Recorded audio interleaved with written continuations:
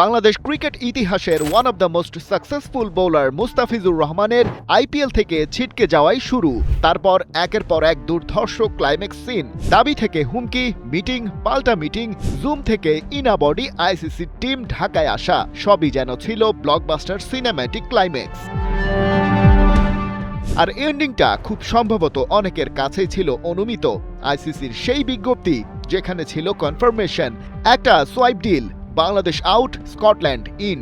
এবারের আইসিসি টি-20 ওয়ার্ল্ড কাপে উড়বে না লাল সবুজ পতাকা, ওটুকু জানিয়ে from the side of ICC over and out, শুনশান নীরবতা। কিন্তু তারপরও থেকে যায় অনেক যদি কিন্তু। বাংলাদেশ স্কটল্যান্ডের সাথে নয়, সোয়াইপ ডিলটা করতে চেয়েছিল আয়ারল্যান্ডের সাথে। প্রশ্ন উঠতে পারে, বি থেকে সবারই গ্রুপ পর্বের খেলাই তো শ্রীলঙ্কার মাঠে, তবে বাকিদের সাথে নয় কেন? সেক্ষেত্রে সামনে আসে র্যাঙ্কিং প্রসঙ্গ। শ্রীলঙ্কাই এদিক থেকে টাইগারদের কাছাকাছি ছিল, তবে তারাই তো স্বাগতিক। সব বিবেচনায় আয়ারল্যান্ডের সাথে যদি সোয়াইপ করা হতো তাহলেই হতো সোনাই সোহাগা।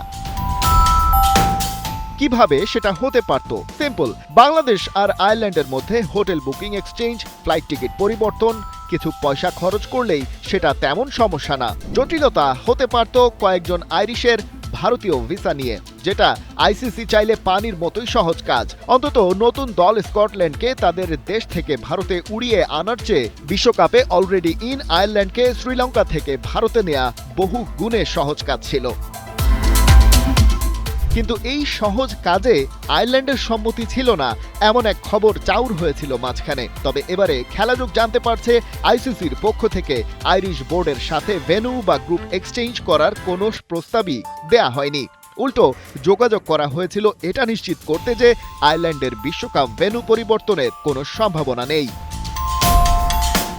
কিন্তু মজার ব্যাপার, আয়ারল্যান্ডের বাংলাদেশের সাথে এই সোয়াইপ ডিলে যেতে কোনো আপত্তি ছিল না, কারণ সাধারণ হিসেবে গ্রুপ বির তুলনায় গ্রুপ সি তাদের জন্য তুলনামূলক সহজ। এখন যেমন তাদের খেলতে হচ্ছে অস্ট্রেলিয়া, ওমান, শ্রীলঙ্কা আর জিম্বাবুয়ের বিপক্ষে, যেখানে সি গ্রুপে তাদের অপশন ছিল ইংল্যান্ড, ইতালি, নেপাল আর ওয়েস্ট ইন্ডিজের মতো দেশ। ক্যারিবিয়ানদের নিয়ে আলাদা করে বলতেই হয়, ওরা গেল বছর নেপালের বিপক্ষেও টি-20 ম্যাচ হেরেছে। তাই আয়ারল্যান্ড ওদের গ্রুপে বিশ্বকাপ খেলতে আলাদা করে আপত্তি করেনি। আইসিসির বোর্ড সভায় তারা বাংলাদেশের বিপক্ষে ভোট দিয়েছে বটে, কিন্তু সি গ্রুপে খেলতে তাদের আপত্তি ছিল না। ভেন্যু পরিবর্তন হবে না এই কথা আইসিসি আয়ারল্যান্ডকে আগ বাড়িয়ে বলায় তারাও তাদের আপত্তি না থাকার ব্যাপারটা কাউকে জানায়নি। কিন্তু প্রশ্ন হলো, আইসিসি এভাবে বাংলাদেশকে একঘরে করলো কেন?